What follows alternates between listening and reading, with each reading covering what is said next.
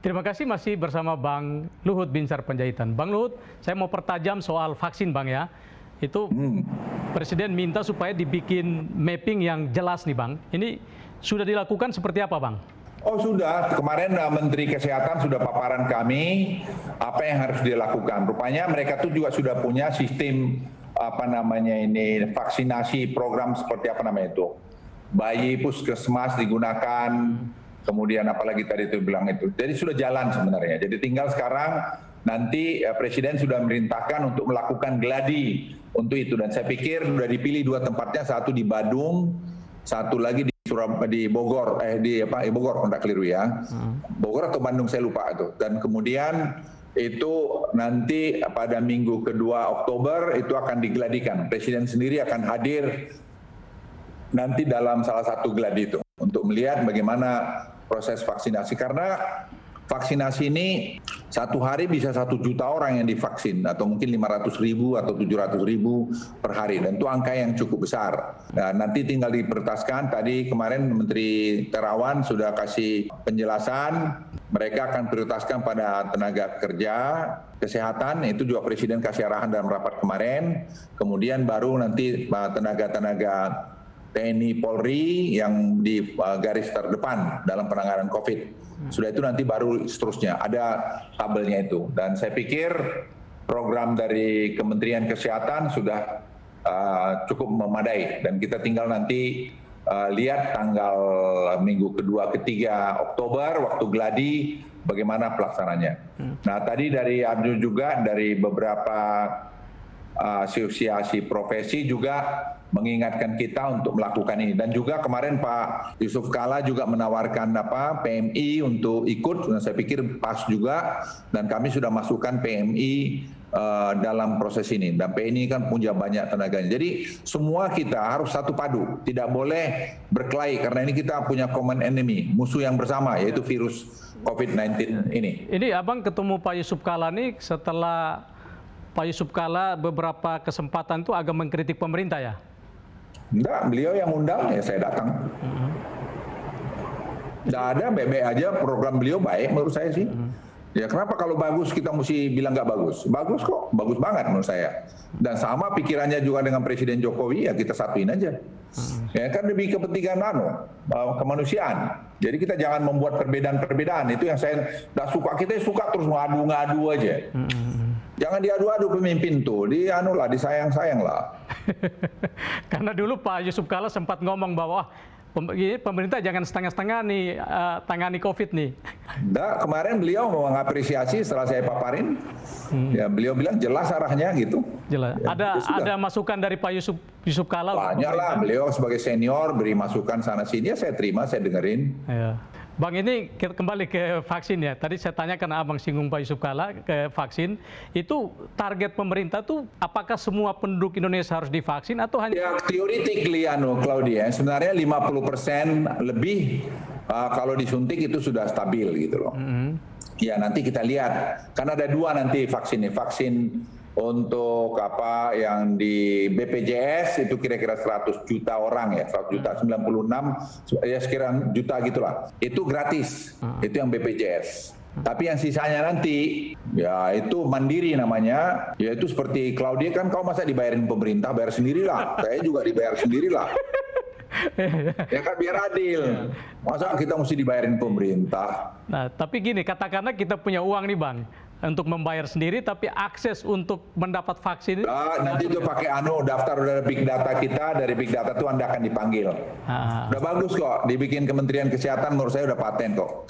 Kita terlalu banyak kritik aja, asal ngeritik, nggak tahu betapa sulitnya ngurus itu. Nggak segampang yang dibayangin. Ini mungkin Pak Menteri Kesehatan kerja diam-diam nih Bang, hasilnya ada. Ya, dia kerja. Dia kerja kok. Presiden kasih arahan pada beliau, dan saya juga kasih, karena itu pernah juga cukup dekat kerja sama saya. Dia orang baik. Meskipun jarang tampil di publik, tapi tetap yang penting kerja ya Bang. Ya, daripada tampil di depan publik pada maling aja buat apa? Dia, saya pikir so far so good sih.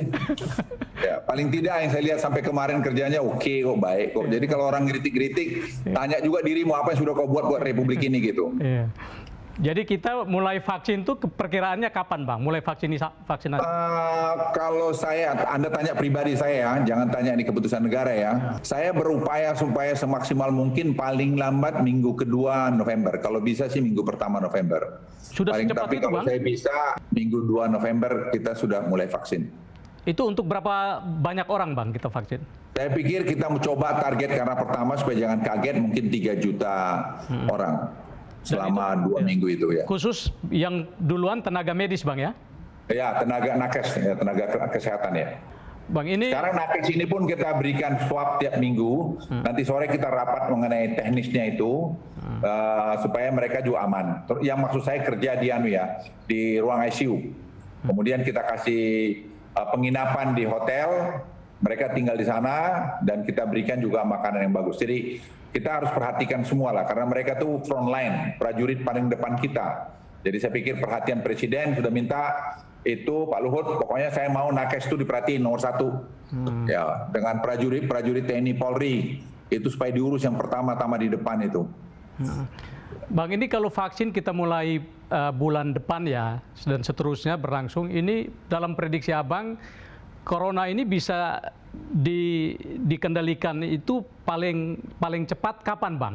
Tadi saya sudah bilang sama Claudia, kalau 100 juta lebih kita sudah divaksin, artinya sampai kuartal pertama tahun depan, ya itu mestinya sih kita sudah cukup stabil. Ya makanya sekarang Menteri Luar Negeri, Menteri Kesehatan, Menteri Erik, BUMN itu lagi roadshow lagi untuk AstraZeneca di mana di London dan kemudian juga ke Swiss untuk dapat lagi memastikan vaksin untuk kita supaya betul-betul bisa target kita itu tercapai. Bang ini pertanyaan terakhir ya, ini sudah berapa bulan kita, Abang juga sibuk menangani Corona dan dalam 2 minggu terakhir Abang diberi tugas khusus untuk ini.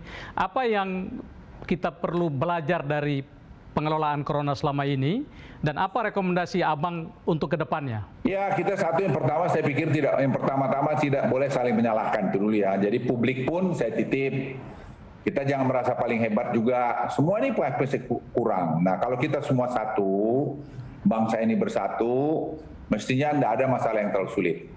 Ya karena demi kebaikan kita semua juga. Nah apa yang Anda rekomendasi saya, ya kita membangun teamwork yang lebih baik lagi. Teamwork itu menurut saya penting. Anak Indonesia banyak pintar-pintar kok, hebat-hebat. Kenapa kita mesti kecil hati? Tapi menurut saya, kita semua pemimpin itu yang merasa dirinya pemimpin, harus juga memberikan contoh yang baik. Jadi ketauladanan itu menurut saya kunci. Kalau Anda tidak bisa memberikan tauladan, ya jangan ngomonglah. Malu nanti kita itu. Ya sesuai kata dengan perbuatan. Ya, kalau saya dulu di di Kopassus ada moto kami itu. Jaga nama derajat dan kehormatan Korps Baret Merah gitu. Jadi sehingga kami itu dulu anak prajurit itu kenapa orang-orang Kopassus itu rela berkorban karena itu tadi. Training itu doktrin itu ditanamkan, tidak boleh mempermalukan Korps Baret Merah itu. Nah sekarang sama aja dalam bentuk lain. Dalam korps ada masing-masing, jangan dipermalukan nama derajat dari kehormatan dari di mana tempat Anda bekerja dengan kelakuan kita yang tidak benar. Itu aja. Dan kalau kita lakukan itu semua, saya yakin sih kita akan baik. Negara ini negara hebat kok. Kita tidak perlu malu sama orang lain, kita tidak perlu untuk ikut leaning atau berat kepada negara A atau negara B, tidak perlu. Market kita 273 juta orang loh. 55 juta itu kelas menengah. Luar biasa. Jadi Anda harus bangga, kita harus bangga menjadi orang Indonesia. Kalau Anda punya mimpi politik, boleh sekali. Tapi lakukanlah dengan pas, lakukanlah dengan arif. Itu aja dari saya. Terima kasih Claudia. Ya, terima kasih Bang Luhut. Pemirsa, demikian spesial interview. Sampai jumpa.